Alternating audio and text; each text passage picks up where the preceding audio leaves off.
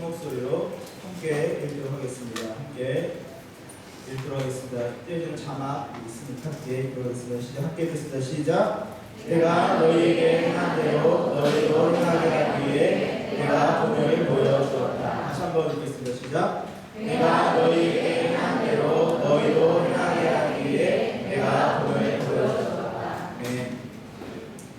오늘 특별히 부모님 초청 예배로 드리게 되었습니다. 부모님 초청 예배라는 것은 다른 뭐 특별한 것은 아니고 우리 아이들이 예배 드리는 모습을 함께 보시고 함께 예배자로 참석해 주시고 또 눈으로 보셨으면 우리 아이들을 위해서 함께 기도해 주시고 또 그런 여러 가지 그리고 저희가 어떻게 사역하는지에 대해서 간단하게 예배 후에 설명을 드리기 위해서 이렇게 모시게 됐습니다. 예배 자리 가운데 은혜 받을 수 있는 시간이 될 수 있기를 축복합니다. 우리 친구들이 굉장히 지각생이 오늘 좀 적었습니다. 지각생들이 좀 있는 편인데 지각생들이 좀 적었고 예배를 드리는 태도가 상당히 평상시와 사뭇 비슷합니다. 저희 보통 이 정도로 예배를 드립니다. 근데 부모님들이 오시니까 제가 좀 긴장이 되는 건 사실이에요. 저희 아이들 앞에 설 때도 긴장이 됩니다. 저희 아이들의 한결같은 표정과 한결같은 반응이 긴장이 되긴 하는데 알고 보면 우리 아이들만 그런 것 같진 않아요. 부모님들의 표정도 보니까 눈을 못 마주치겠습니다. 너 어떤 인간인지 한번 지켜보겠다. 너를 평가하겠다. 내가 우리 아이를 맡기도 되는지 한번 너를 시험해보겠다. 이런 표정으로 저를 바라보시고 계신 것 같은데 은혜로운 마음이 임할 수 있기를 축복합니다. 그리고 제가 설교하다가 가끔씩 이제 좀 기독교에 어울리지 않는 상스러운 말을 좀 쓸 때가 있어요. 근데 우리 아이들은 그것을 이해를 합니다. 성령으로부터 왔다는 것을 우리 아이들은 확신하고 믿어요. 근데 이제 다른 어른들께서, 우리 부모님들께서 그것 때문에 시험에 들지 않고 제 입술을 파수콘을 세워서 지켜주시기를 그렇게 기대해 주셨으면 좋겠습니다. 오늘 말씀은 후회하지 않는 이라는 제목인데요. 사실은 2월달 한 달 동안에 저희가 계속해서 같은 말씀을 가지고 주제를 가지고 지금 말씀을 나누고 있는 중입니다. 2월달 주제는 제자도입니다. 우리가 어떻게 제자가 될 것인가, 예수님의 제자로 어떻게 살 것인가에 대한 제자도에 대한 부분이고, 이제 마지막 2월 마지막 주에 마지막 후회 없는 이라는 주제를 가지고 제자도에 대해서 함께 나누려고 합니다. 그래서 부모님 초청 예배를 드리면서 다른 주제를 가지고 이야기를 나눠야 될까 생각했는데 그거는 아닌 것 같다는 생각이 들었습니다. 우리 아이들에게 설교하던 그 말씀 그대로 제자도에 대해서, 제자는 우리 아이들만 제자가 되면 안 되죠. 우리 부모님들도 제자가 되어야 됩니다. 저도 그렇고 우리 모두가 예수님의 제자가 되어야 되기 때문에 오늘 이 시간이 예수님 앞에 제자로 설 수 있는 시간이 되었으면 좋겠습니다. 고등학교 2학년 때 일입니다. 아침 자율학습 시간이었습니다. 아침 자율학습 시간이 요즘도 있는지는 모르겠어요. 저희 때는 아침 자율학습 시간이라고 수업을 시작하기 전에 스스로 이제 공부하는 시간입니다. 근데 저는 굉장히 신실했습니다. 이곳에 계신 아이들과는 저는 굉장히 달랐죠. 상당히 신실해서 공부를 시작하기 전에 항상 말씀을 읽었어요. 고등학교 2학년 때.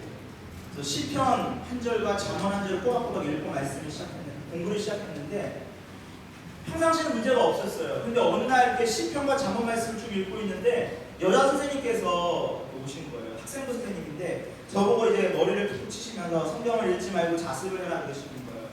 그래서 제가 저를 툭 치길래 쳐다보면서 요것만 읽고 하겠습니다 라고 말씀드렸습니다. 친절하게 요것만 읽고 하겠습니다. 그대로 읽었어요. 근데 선생님이 저를 다시 툭 치면서 당장 집어넣고 공부해라 그러시는 거예요. 그래서 저는 요것만 읽고 하겠습니다 라고 말씀드렸습니다. 근데 선생님이 갑자기 제 성경책을 뺏으셨어요. 뺏고 집어 던지시면서 공부해라. 제가 어떻게 했을까요? 신실한데요. 벌떡 일어나서 떨어진 성책을 주워서 다시 읽었죠. 그때 선생님이 저에게 이제 그다음부터 이제 막 소리를 지르시기 시작하셨죠. 욕하시면서. 그래서 그 성경책을 집어서 쓰레기통에 던지셨어요. 제가 어떻게 했을까요? 제가 벌떡 일어났죠. 쓰레기통에 가서 성경책 주워왔죠. 다시 읽었죠. 그래서 선생님이 어떻게 하셨을까요?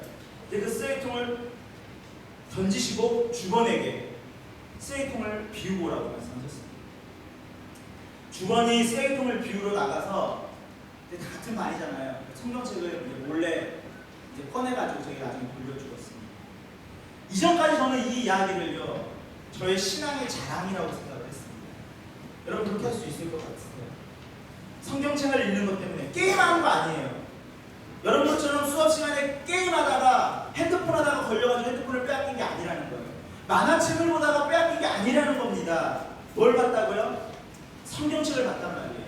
성경책을 보는 그 모습 때문에 제가 선생님한테 혼나야 됐고 야단 맞아야 됐고 성경책이 쓰레기통에 버려지는데 제가 그걸 주워가지고 끝까지 읽었다는 거예요. 그래서 저는 생각했어요. 나는 진짜 신실한 크리스천이다. 멋지다. 그래서 다른 데 설교할 때 굉장히 제가 신앙의 절개가 있다고 설교할 때 이 얘기를 했어요. 그런데 이 제자도에 대해서 제가 생각을 해보면서 이 문제를 다시 한번 생각해 보게 됐습니다. 여러분, 제자라는 것은 무엇입니까? 예수님의 제자라는 것은 무엇입니까? 간단해요. 예수님을 사랑하는 거예요. 예수님을 좋아하는 거예요. 그래서 뭐예요? 예수님이 가신 그 길을 따라가고 싶은 것이죠. 예수님이 우리에게 보여주셨던 그 길을 따라가고 싶은 것이 제자도인 것이죠. 닮고 싶은 거예요. 그 예수님의 영향력을 받았기 때문에 그 영향력대로 살아가고 싶은 것이 제자인 것이죠. 제자도는 무엇인가? 삶의 영향력을 흘려보내야 된다는 것입니다. 우리가 예수님의 제자가 된다는 것은 뭐예요? 나 또한 예수님의 제자가 되었다는 것은 나 또한 누군가에게 영향력을 흘려보내야 된다. 무슨 말인지 이해가 가세요? 내가 예수님의 영향력을 받아서 그 예수님을 향해 따라가는 삶이라면, 내가 진정한 예수님의 제자라면 다른 사람들도 또한 나의 모습을 보고 나의 그 모습 가운데 드러나는 예수님을 닮고 싶어져야 된다는 거죠. 그런 생각해봤어요. 내가 아침 자격수 시간에 그렇게 유별나게 성경책을 읽고 성경책이 집어 던져지고 선생님께 끝까지 대들면서 성경책을 읽었는데 그 모습을 본 친구들이, 선생님이 나를 닮고 싶었을까? 닮고 싶었을까요? 조용한 아침 자격수 시간에 소란스럽게 선생님과 투닥투닥거리고 쓰레기통에 집어 던지고 벌떡 일어나고 주번은 저 때문에 쓰레기통을 버리러 가야 됐고 저는 성경을 읽는다는 명목 아래 선생님께 끝까지 반항한 것이죠. 선생님의 권위에 순종하지 않았던 것이죠. 그 선생님이 넌 크리스천이라면, 예수를 믿지 않는 분이라면 그분이 성경책에 대해서 크리스천 학생에서 어떻게 받아들였을까 생각을 해봤습니다. 다른 사람은 나를 닮고 싶었을까? 누군가는 나의 모습을 보고 예수님을 닮고 싶었을까? 라는 생각을 하게 된다는 것이죠.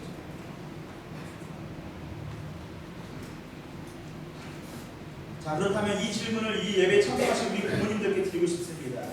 우리의 자녀들은 나의 신앙의 모습, 나의 믿음의 모습을 바라보면서 나는 우리 부모님처럼 신앙생활하고 싶습니다.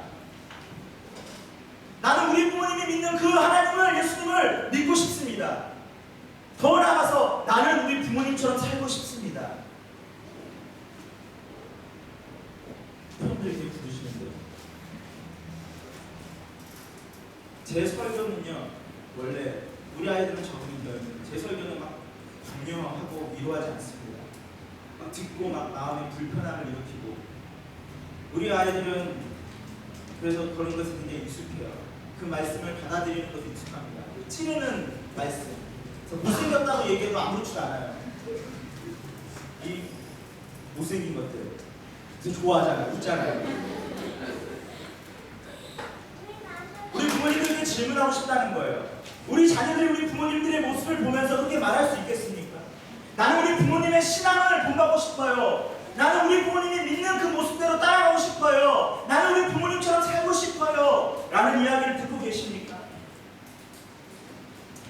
또한 반대로 우리 친구들에게도 질문하고 싶습니다. 우리 친구들의 신앙생활의 모습을 바라보면서 내가 크리스천으로 살고 있다고 말하고 있는데, 제자로서 살고 있다고 말하고 있는데, 나의 학교의 친구들이, 나의 학원의 친구들이, 나의 믿지 않는 친구들이, 또는 여러분의 부모님이 믿지 않으시는데 여러분의 모습을 보면서 야, 네가 믿는 예수님 나도 한번 믿어보고 싶다라는 이야기를 듣고 있습니까?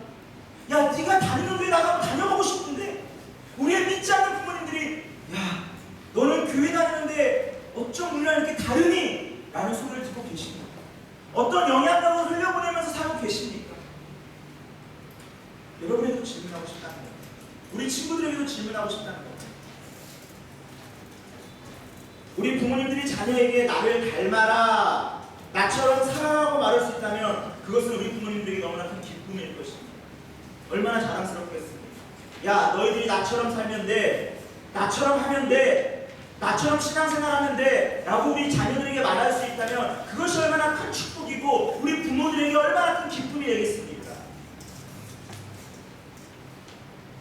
그리고 우리의 자녀들이 우리 부모님처럼 살아가고 싶다, 우리 부모님의 신앙을 본받고 싶다고 이야기한다면 그것이 부모님들에게는 얼마나 큰 축복이고 기쁨이 되겠냐는 것입니다. 우리 모두가 곰곰이 생각해 보아야 될 문제라는 것이죠. 말로만 믿음 생활하고 있는가, 아니면 나처럼 사십시오라고 말할 수 있는 삶으로 말씀을 실천하는 제자로서 영향력을 흘려보내며 살고 있는 나의 모습이 어떠한가 우리는 스스로 생각해 보아야 된다는 것입니다. 만약 우리의 자녀들에게 너희는 나처럼 살지 말아라, 너희는 나처럼 되면 안 된다, 너희는 나처럼 신앙생활해서는 안 돼, 너희는 나처럼 살면 안 돼, 너희는 나 같은 인생 살면 안 돼 라고 후회를 하게 된다면, 후회의 말들을 우리의 자녀에게 하게 된다면 그것이 우리에게 얼마나 큰 아픔이 되겠습니까? 오늘 우리가 함께 읽은 본문 말씀을 다시 한번 읽어보겠습니다. 함께 읽겠습니다. 크게 읽겠습니다. 시작. 내가 너희에게 행한 대로 너희도 행하기 위해 내가 복을 보여주었다. 이것은 예수님께서 제자들에게 하신 말씀입니다. 여기서 내가 행했다라고 하면서 내가가 누굽니까? 예수님을 말하고 있는 것이죠. 그러면서 너희에게는 누굽니까? 바로 예수님을 따르는 제자들을 말하고 있는 거예요. 그럼 예수님께서 내가 너희에게 행한 대로 예수님께서 제자들에게 보여주시는 거예요. 삶의 패턴을 보여주는 거예요. 자, 지금까지 너희가 나를 따라온다고 말했는데, 자, 이제 너희가 나를 따르기 위해서는, 나의 제자가 되기 위해서는 어떻게 살아야 되는지 내가 그 삶의 패턴을 너희에게 보여줄게 라고 말씀하시는 거예요. 자, 그렇다면 그 삶의 패턴이 무엇입니까? 이 13장 말씀에 보면 이런 내용이 나와 있어요. 예수님께서 12 제자의 발을 씻기신 내용이 나옵니다. 이스라엘 그 유대인들이 살던 그 시대, 유대인들이 살고 있는 그 지역은요, 발을 씻어야 되는 문화예요. 우리들은 발을 씻습니까? 씻으세요? 왜 발을 씻죠? 우리도 발을 씻죠. 근데 유대인들은 발을 꼭 씻어요. 왜냐하면 샌들을 신고 다니고 흙바닥을 다니는 시대이기 때문에 그들이 걸으면 발이 더러워지는 거예요. 그럼 어떻게 해요? 그들이 외출하고 돌아오면 하인들이 그 주인이 돌아왔을 때 물을 떠다가 그 발을 씻기고 수건으로 깨끗하게 닦아주는 거예요. 그것이 그 나라, 그 당시의 문화입니다. 자, 그런데 예수님께서 뭘 하신 거예요? 제자들의 발을 예수님께서 닦아주신 거예요. 예수님은 뭐예요? 스승이에요. 예수님은 로 주예요. 주인이세요. 그리고 제자들은 그 예수님을 따라가고 있어요. 근데 예수님께서 뭘 하신 거예요? 그 제자들의 발을 예수님께서 닦아주셨다는 거예요. 자, 여러분, 다른 사람의 발을 닦으려면 어떻게 될까요? 어떻게 돼요? 내 몸을 낮춰야 되죠. 다른 사람의 발을 씻어주는데 내 몸을 안 낮추고 씻겨줄 수 있어요? 어떻게 해요? 못해요. 방법이 있긴 있어요. 어떻게 해요? 상대방을 때려 눕혀가지고 거꾸로 발을 들어가지고 닦아주면 닦아줄 수도 있겠죠. 그거는 닦아주는 게 아니죠. 자기 발을 닦으려고 해도 자기 몸을 숙여야 돼요. 자기 몸 안 숙이게 발 닦을 수 있어요? 있죠. 물론 막 이렇게 해가지고 막 발레하듯이 할 수는 있어요. 근데 일반적으로 뭐예요? 다른 사람이 누군가의 발을 닦아주기 위해서는 어떻게 해요? 내 몸을 숙여야 된다는 거예요. 예수님은 어떻게 하신 거예요? 제자들에게 자신의 몸을 숙이신 거죠. 자, 몸을 숙였을 때 발밑에 뭐가 있었을까요? 예수님 눈앞에 뭐가 펼쳐졌을까요? 더러운 발들이 펼쳐진 거죠. 먼지와 냄새로 찌든. 예수님께서는 어떻게 했어요? 그 더러운 발들을 직접 손으로 만지셨고 물로 닦아내셨고 수건으로 한 사람 한 사람 다 닦아내셨다는 거예요. 하인들이 해야 되는 일입니다. 낮은 사람들이 높은 사람에게 해야 되는 일이에요. 지금까지 삶의 패턴은 뭐예요? 하인들이 주인을, 낮은 사람이 높은 사람의 발을 닦아주는 것이 일반적인 생각이었어요. 근데 예수님께서 그 삶의 패턴을 바꾸신 거예요. 생각의 패턴을 바꾸신 거예요. 뭐예요? 스승이 제자들의 발을 씻겨주는 거예요. 주인이 하인의 발을 닦아주는 거예요. 자기의 몸을 숙여서. 사랑하는 부모님들, 사랑하는 친구들, 우리는 어떠한 세상에 살고 있는가? 주인이 되라고 가르치고 있어요. 주인이 될 것을 요구하고 있는 거예요. 아무도 우리에게 다른 사람의 발을 닦으라고 가르치지 않아요. 하인이 되라고 우리를 가르치지 않는다는 거예요. 아이들을 양육할 때, 야, 하인이 되어라! 다른 사람의 발을 닦아줘라! 너희의 몸을 숙여라! 너희가 다른 사람 밑에 들어가라고 아무도 이야기하지 않아요. 뭐라고 말합니까? 너희가 성공해야 된다. 너희가 올라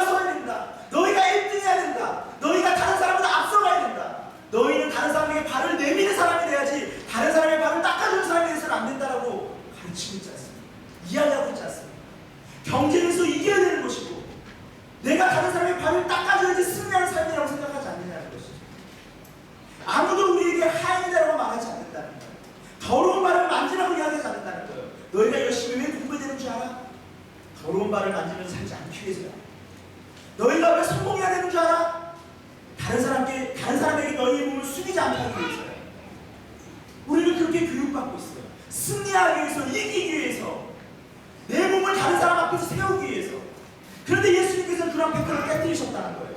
뭐예요? 너희의 몸을 숙여라라고 말씀하시는 거예요. 너희가 더러운 곳을 만지라고 말씀하시는 거예요. 너희가 스승이랄지라도 제자의 말을 시킬 수 있다고 말씀하시는 거예요. 너희가 더 낫다라고 생각한다 할지라도 못한 사람의 발을 닦아줄 수 있다고 말씀하시는 거예요. 더러운 것을 만질 수도 있다고 말씀하시는 거예요. 새로운 삶의 패턴인 것이죠.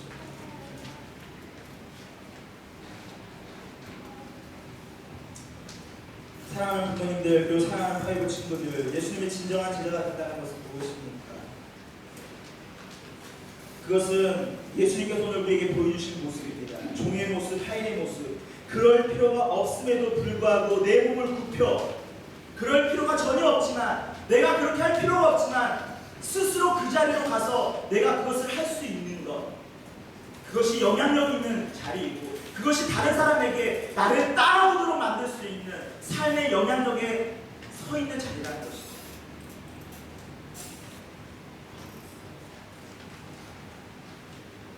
사실은요, 제자들도요 이런 생각을 했어요. 어떤 생각? 예수님을 따라가면 위에 갈 수 있다고 생각을 했어요.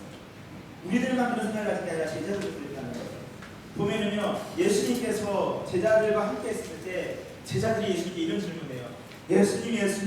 예수님께서 세우시는 왕국에서, 그 하늘나라에서 저는 어느 편에 설까요? 우편에 설까요? 좌편에 설까요? 저는 우의정인가요? 좌의정인가요? 저는 국무총리인가요? 국방부 장관인가요? 이런 식으로 물어보고 있어요. 뭐예요? 그들의 생각도 그랬어요. 예수님을 따라 사면 뭐다? 성공한다. 왜? 예수님이 어마어마했거든요. 여러분, 예수님이 어마어마한 거 믿는 거 아니에요? 예수님이 능력이 있기 때문에 믿는 거 아니에요? 예수님이 우리랑 똑같은 예수님을 왜 믿습니까? 예수님에 대한 신뢰함이 없어 예수님을 왜 믿습니까? 부모님들, 예수님이 대단한 분이라는 것을 인정하지 않으시면 아이들 제자로 키울 필요가 없습니다. 예수님의 제자로 키울 필요가 없습니다. 우리도 제자가 될 필요가 없어요.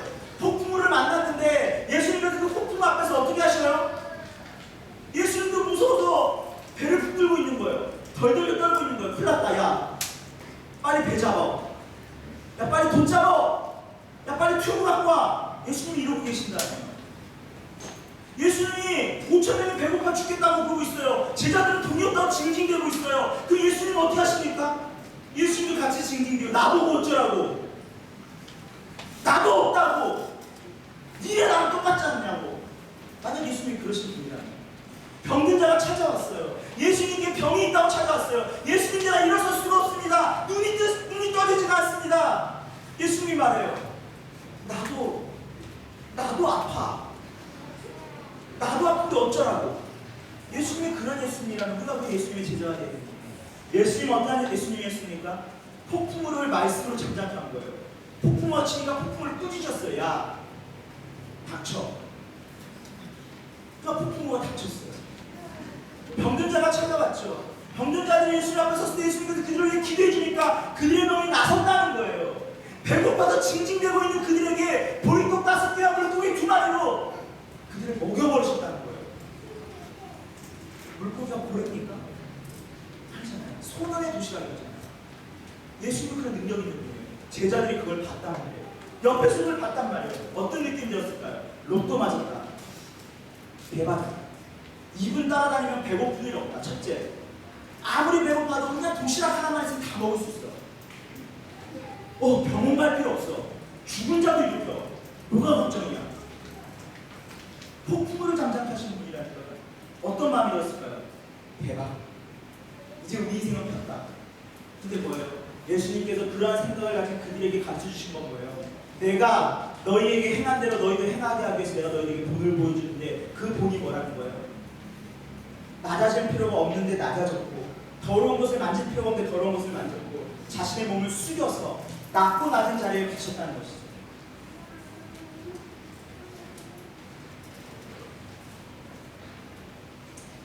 사랑하는 부모님들, 루파이브 친구들, 우리는 영향력을 끼치며 살아가는 삶을 살아야 됩니다. 후회 없는 삶이라는 것은 누군가가 나의 삶을 보면서 나의 삶을 따라가고 싶고 나의 삶을 닮아가고 싶은 그런 영향력을 끼치며 살아가는 삶이라는 것이죠. 나처럼 신앙생활 해보세요라고 말할 수 있는 삶이죠. 이것을 교만하기 때문에 말하는 게 아니에요. 야, 나처럼 살아라! 나처럼 신앙생활해라! 나처럼 교회 다녀라! 교만해 보이세요? 개파친데 그러면 안 돼요. 맨날 지각하는데 이러지 말고 나처럼만 신앙생활해. 맨날 예배 드리고 맨날 설교 시간마다 졸아요. 항상 열심히 졸아요. 이거 설교만 깨면 말해요. 나처럼만 설교 들어. 그럼 우리 마음이 어떤 마음이 들어요? 그런 마음이 들죠. 전혀 공감이 가지 않고 따라가고 싶지 않죠. 근데 뭐요? 당당하게 그렇게 말할 수 있다는 건 뭐예요? 나처럼 신앙생활 하십시오. 그렇게 말할 수 있을 것 같아요. 나처럼 교회 다니십시오. 나처럼 예수님 믿으십시오. 라고 말할 수 있을 것 같아요. 그렇게 말할 수 있다는 건 뭐예요? 그의 삶 가운데 뭐예요? 예수 그리스도를 닮아가고 있고 예수님의 말씀이 그의 마음 가운데 있고 뜨거운 열정으로 예수님을 향해 나아가고 있기 때문에 그가 당당하게 말할 수 있다는 거예요. 교만하기 때문이 아니에요. 그의 삶이 뭐예요? 말씀으로 실천되고 있기 때문에 그렇게 말할 수 있다는 거예요. 우리가 그렇게 살 수 있냐는 것이죠. 누군가에게 우리의 자녀들에게 후회하면서 너는 나처럼 살지 말아라고 말하는 부모님의 마음은 정말 아프다는 것이죠. 난 절대 우리 부모님처럼 신앙생활하지 않을 거야 라고 말한다면, 우리 부모님이 믿는 하나님이라면 나는 그런 신앙 버리겠다라고 말한다면, 그냥 그런 신앙생활을 포기해버리겠다고 말한다면 그 인생은 얼마나 후회되는지 모르겠습니다. 마찬가지로 우리 친구들의 삶을 보면서 옆에 있는 친구들이 말하는 거예요. 야, 너처럼 교회 다닐 거면 난 차라리 교회 안 다닐래. 너처럼 예수님 믿을 거면 난 그런 예수님 안 믿을래. 라는 이야기를 듣는다면 우리의 삶이 얼마나 후회되는 삶이겠냐는 것이죠. 저는 아이들에게 말합니다. 제가 이 부모님들을 보실 때마다 말씀드리는 것 같은데, 저는 수련회를요, 꼭이요, 학교를 빼먹고 수련회를 가고 싶어요. 그래서 저희 중고등부는 지금까지는 토요일 날 학교 가는 날에 맞춰서 수련회를 갔어요. 그렇죠, 한국 학교. 근데 꿈이 있다면 2박 3일에 수련회를 한다면 2박 3일이 월화수로 잡혔으면 좋겠어요. 토일, 월, 화, 수. 토요일은 원래 예배, 월화수는 뭐예요? 학교 가는데 우리는 수련회 가. 막 그럼 여기서 막 이래요. 애들은 뭐 어떻게 하냐 모르시죠? 막 예스! 막 이래요. 왜 그럴까요? 도대체 얘네들은 왜 그럴까요? 제가 왜 수련회를 월화수로 가고 싶은 건지 아세요? 여러분, 미친놈이나 소리를 들으면서 왜 월화수로 가고 싶다라고 자꾸 말하는 줄 아세요?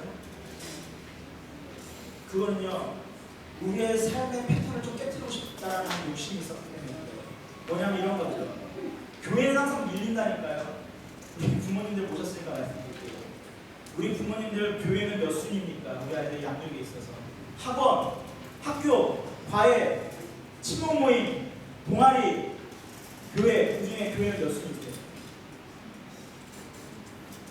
당당하게 막 떳떳하게 교회! 몇 순위? 교회! 네! 이런 분들은 저를 막 쳐다보시죠. 막 있잖아, 난 교회인데? 막 이러면서 할렐루야 축복합니다. 그랬으면 좋겠어요. 근데 실질적으로 우리의 삶 가운데 교회는요, 밀려요. 굉장히 많이 밀려요. 학원에 밀리고요, 학교 시험 기간에 밀리고요. 여러분은 안 그렇습니까? 우리가 시험 때가 되면 아이들이 줄어들어요. 왜 줄어들까요? 학원에 대한 스트레스가 있거든요. 그래서 저는 이런 생각을 했어요. 자, 그래서 수련회를 월화수로 가야 되겠다. 교회가 1순위인 것을 모든 세상에 보여줘야겠다. 우리는 학교보다 교회가 우선입니다. 우리는 학원보다 교회가 우선입니다. 그래서 월화수로 가야 된다고 생각을 했어요. 그런데 완전 착각했어요. 저의 착각. 저는 이렇게 이야기를 하면 우리 아이들이 그렇게 생각할 줄 알았어요. 따라올 줄 알았어요. 그래! 교회가 우선순위지! 하나님이 우선순위지! 라고 생각하고 좋아하는 줄 알았어요. 아니에요. 그냥 즐거움이에요. 또 다른 사람 학교 안 가, 학교 갈 때 나 학교 안 간다. 그런 기쁨이 있는 거예요. 엄마의 잔소리로부터 해봐. 선생님의 잔소리로부터 해봐. 이 기쁨이에요. 제가 우리 아이들에게 월화수 수련회를 가자는 건 이런 거예요. 예배를 가장 삶에서 중요하게 생각하자. 예배가 하나님을 만나는 자리가 우리 삶에서 가장 중요해요. 그러면요 여러분, 사랑하는 친구들, 그런 마음이 있다면 주일 예배도 잘 되는 거죠. 그렇잖아요. 우리가 학교를 빼먹으면서까지 교회를 간다면 주일 예배를 소중하게 생각해야 되는 거 아닙니까? 매주 드리는 주일 예배. 그런데 우리 친구들 어떤지 아세요? 주일 예배는요 2시 예배가 시작인데요, 보통 2시에 집에서 나오는 친구들이 대다수입니다. 2시, 이제 교회 가야 되겠다. 2시에 시작이에요. 이런 스님들도 해요. 어차피 찬양은 뭐 말씀할 때쯤에 들어가야 되겠다.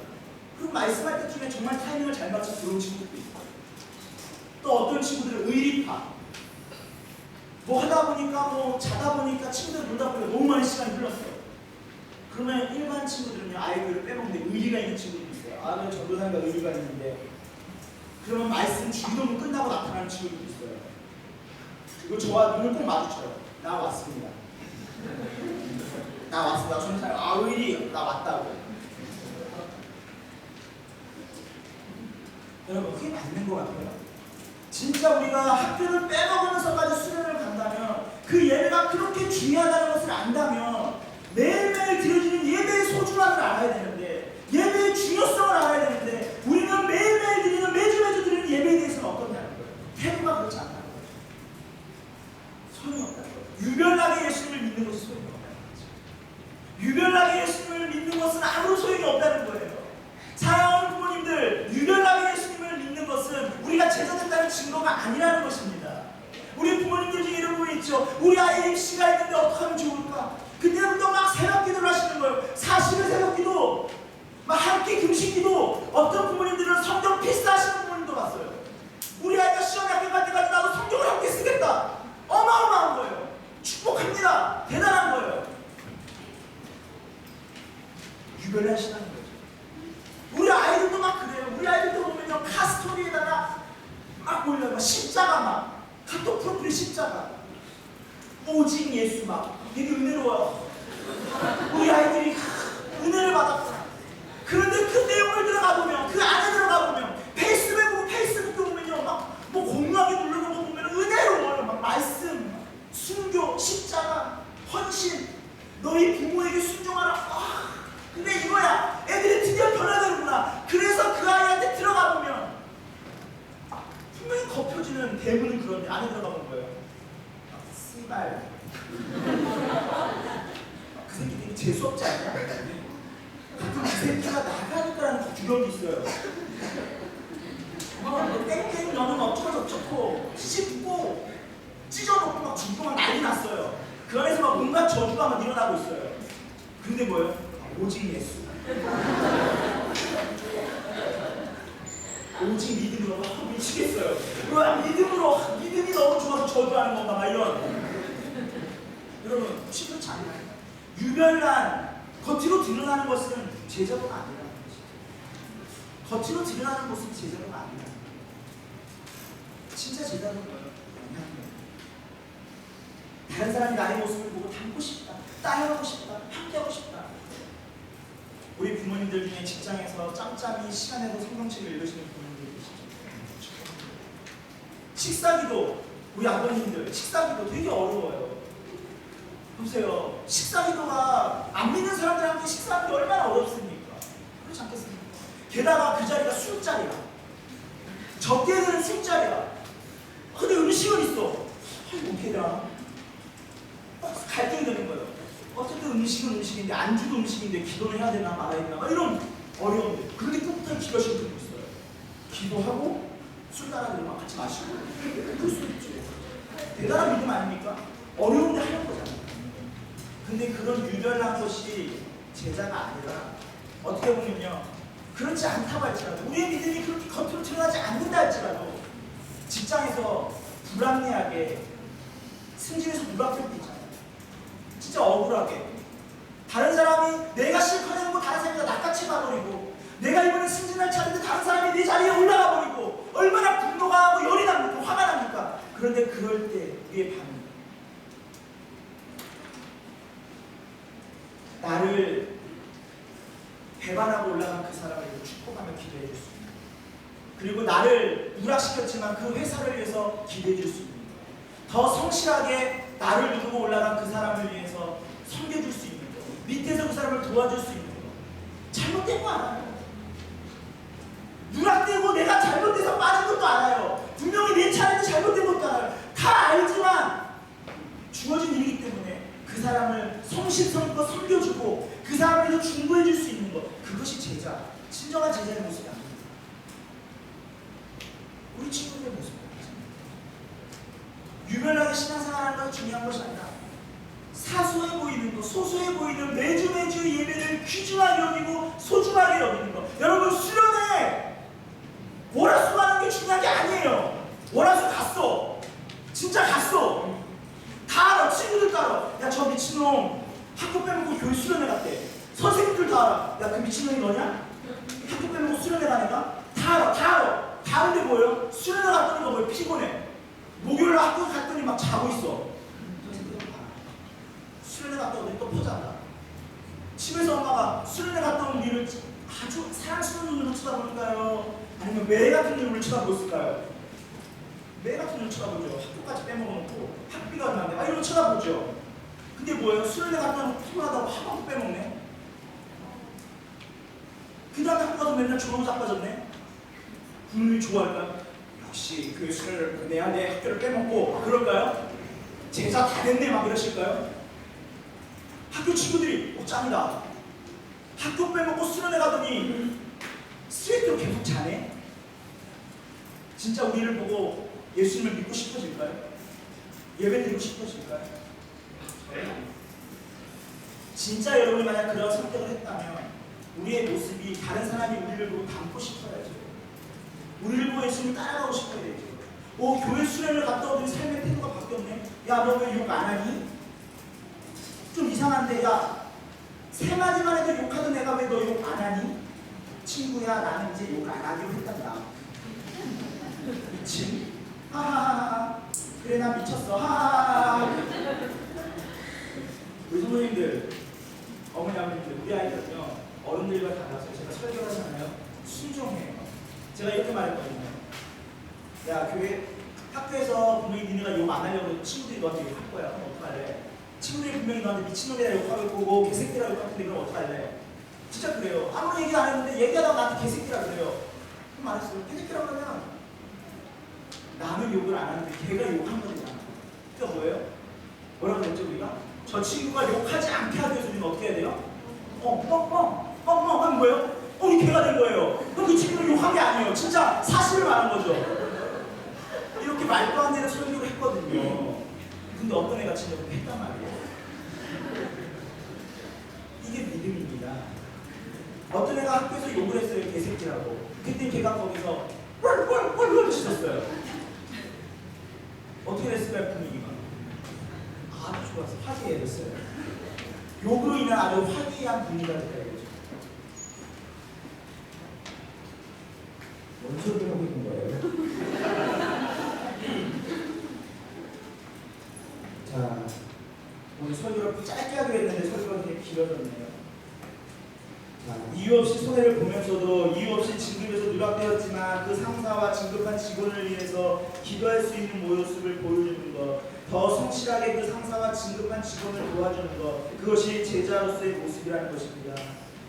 좋은 대학에 보내주세요. 좋은 직장을 얻게 해주세요. 입시철마다 입사철마다 몰려서 주문을 외우듯이 기도하는 모습이 유별난 그 모습이 제자의 모습이 아니라 입시에 실패한 그 자녀를 안고 열심히 했지만 실패한 그 자녀를 안고 그 자녀를 품고 기도해 줄 수 있는 것이 진정한 부모님의 신앙의 모습입니다.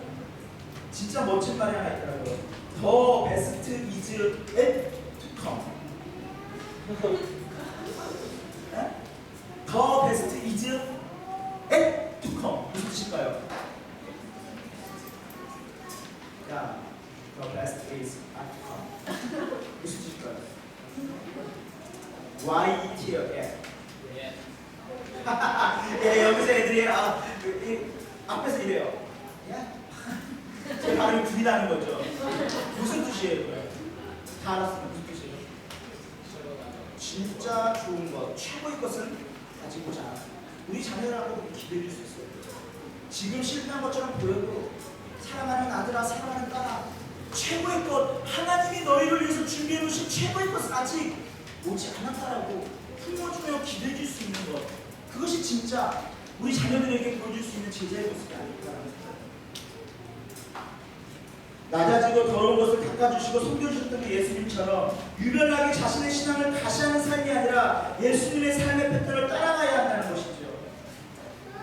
사랑하는 부모님들, 우리 아이들을 후회하는 크리스천으로 키우지 않기를 축복드립니다. 후회 없이 예수님의 참된 제자로 우리의 자녀들을 양육할 수 있기를 축복한다는 것입니다.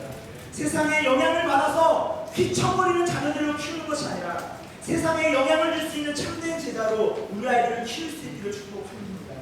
이 세상의 문화에 영향을 받고 이 세상의 가치에 영향을 받는 아이들이 아니라 도리어 이 세상의 영향력을 흘려보내고 이 세상의 아이들에게 영향력을 줄 수 있는 아이들로 우리가 양육해야 된다는 것이죠. 제자로 키워내야 된다는 것이죠.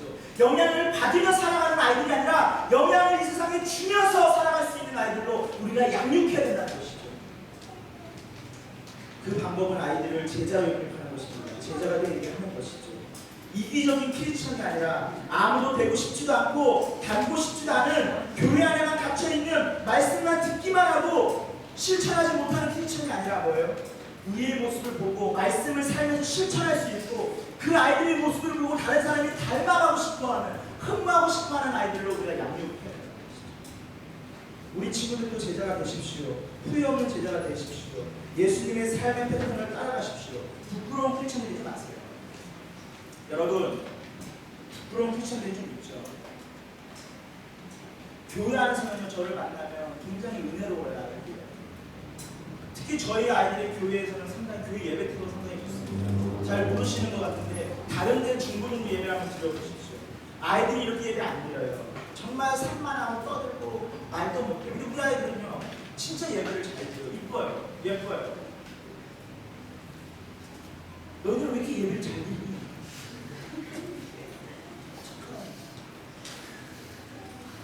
칭찬을 받으니 막 어떻게 어찌할 줄은 뭐 항상 막 욕을 막 쏟아부었는데 오늘 진짜 얘를 어찌할 줄은 몰라. 근데 너무너무 이뻐요. 근데 교회 안에서는요, 이렇게 저를 기쁘게 맞이하는데 길거리에서 저를 만나면 굉장히 부끄러워하는 아이들이 많습니다. 길거리에서 만나면 어찌할 줄 몰라하는 아이들이 가끔 있어요. 막 사실은 보지 말아야 될 장소에서 만나는 아이들도 있거든요. 그리고 막 들고 있지 말아야 될 걸 막 들고 있는 아이들도 있고.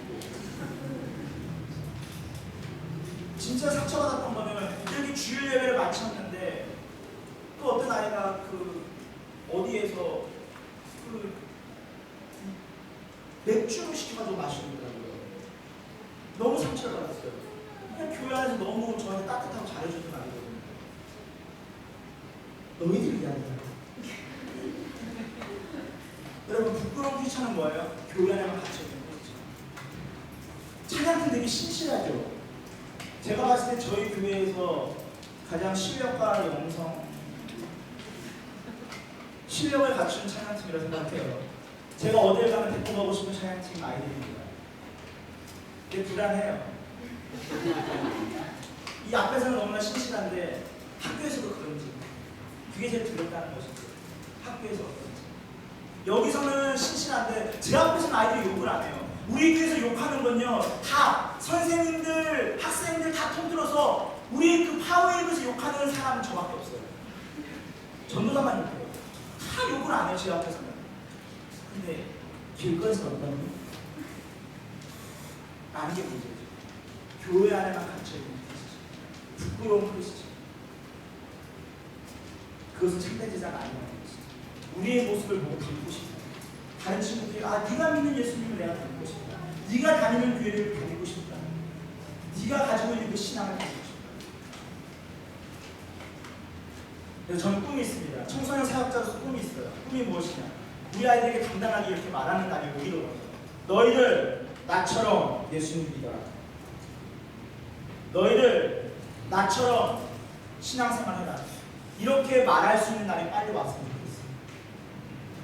아직은 아닙니다. 좀 겁나는 부분이 있어요. 나처럼 되면 안 될 부분들이 있거든요. 나쁜 것만 닮는다고, 나쁜 것만 닮으려고 들어서 자꾸. 우리 부모님들도 그랬으면 좋겠어요. 우리 자녀들에게 너희가 나처럼 살아라. 나처럼 신앙생활해라. 나처럼 예수님 믿어라라고 말할 수 있는 우리 부모님들이 됐으면 좋겠습니다. 우리 친구들도 친구들에게 나처럼 예수님 믿으라고 그렇게 교만하게 말할 수 있는 친구들이 됐으면 좋겠습니다. 저도 부모거든요. 우리 아내가 제게 하는 말이 있어요. 제발 아들이 보는 앞에서 누워있지 말라고. 제가 교회에서 있다가 집에 들어가면 모든 것을 다 포장해제하고 제일 먼저 거실에 누워요. 거실에 누워서 핸드폰을 보고 누워있거든요. 그럼 우리 아내가 맨날 말해요. 아들 보는 앞에서 눕지도 말고 핸드폰도 보지 마. 좋은 아빠가 아니죠. 여러분 교회에서 저를 보잖아요. 이 교회에서 그냥 괜찮은 모습 보는 편이에요. 이 정도면 괜찮은 거예요. 고기 밥거리면 다들 괜찮은 모습을 보는 편이에요. 자신감 있게 말해야 줄 수 있는 날이 왔으면 좋겠어요. 너희들이 나를 닮아서 내가 예수님을 닮는 것처럼 너희들도 나를 닮아서 내가 하는 것처럼 너희들도 행할 수 있어요. 우리 부모님들의 고백이 되었으면 좋겠고 우리 친구들의 고백이 되었으면 좋겠고 저의 고백이 되었으면 좋겠고 우리 부모님들 그런 소리를 들을 수 있길 축복합니다. 엄마, 엄마 아빠처럼 예수님 믿고 싶어요. 가장 존경하는 신앙인이 엄마 아빠예요. 라는 소리를 들을 수 있게 해서 축복합니다. 아멘 소리가 작으십니다. 화나셨나요? 오늘 제 설교에 좀 화가 나셨나요? 축복합니다. 이 설교를 듣고 기분이 안 나쁘시면 안 돼요. 기분이 나쁘고 이상한 부담감이 막 찔려와야 되고 집에 갔을 때 아이의 눈치를 볼 수 있는 마음이 들어야 돼요. 그리고 우리 아이들은 분명히 못됐기 때문에 이렇게 말할 거예요. 배우만 한가? 막 이러면서 까쭉까쭉 거릴 거예요. 그게 첫 시험입니다. 그 까쭉까쭉 거리는 인간을 어떻게 대처할 것인가? 웃지 마. 니네들도 마찬가지다. 니네들 친구한테 어떻게 할 건지. 그 아이들이 당당하게 말할 수 있겠습니까? 진짜 부끄러운 일 있죠. 교회에 제가 한 가지를 깨달았거든요. 청소년 생활을 하면서 교회에 안 믿는 친구들을 안 데리고 오는 거예요. 데리고 와라 말하면 뭐라고 말하냐면 답은 98%가 똑같아요. 주위에 안 믿는 친구가 없어요. 거짓말이에요. 있어요. 근데 안 믿는 친구들을 못 데리고 오는 이유가 있거든요. 그건 뭐예요? 그 아이의 진짜 모습이 벗겨진 거예요. 와가지고 어떤 폭탄받을 할지 몰라요. 그 아이가 평상시에 하는 언행들 그리고 은밀하게 해냈던 일들 막 이런 것들이 터질까봐 그 아이들을 전도 못 해오는 거예요. 부끄럽게 살지 않기를 축복합니다. 여러분의 모습을 보고 도전받고 따라 살고 싶고 따라하고 싶고 따라 교회 가고 싶고 나도 그 예수님을 믿고 싶다라는 고백을 들을 수 있는 우리 친구들이 될 수 있게 해서 축복합니다. 옆에 사람 쳐다보세요. 또 말합시다. 나는 제자입니다. 너도 제자입니까? 우리는 제자입니다. 목소리가 굉장히 작네요. 어머니 아버님이 계셔도 안 보내는 건 똑같아요. 다시 합니다. 나는 제자입니다. 너도 제자입니다. 쳐다보세요. 보기 힘든 거 알아요. 여자애들은 머리로 얼굴 좀 가려주시고 남자애들은 손으로 좀 얼굴 가려주시고 자, 너도 제자입니다. 우리는 제자입니다. 또 말해줍시다. 후회하지 않게 삽시다. 후회하지 않게 삽시다. 그리고 딱 쳐다보면서 맞아요. 중요해요. 이게 중요해요. 나처럼 살아라. 성인데요? 이 친구가 나처럼 살면 어떡하지라는 마음이 들어요. 그러면 안 되는 거예요. 다시 쳐다보면서 나처럼 살아라. 크게 나처럼 살아라. 나처럼 믿어라. 정말 그렇게 살 수 있겠습니까? 그렇게 살아야 돼요. 그렇게 살아갈 수 있는 저와 우리 친구들과 우리 부모님이 될 수 있기를 예수를 축복합니다. 우리 모두가 예수님의 제자로 설 수 있는 친구들이 될 수 있기를 축복합니다. 기도하겠습니다. 하나님 감사합니다. 오늘 예수님의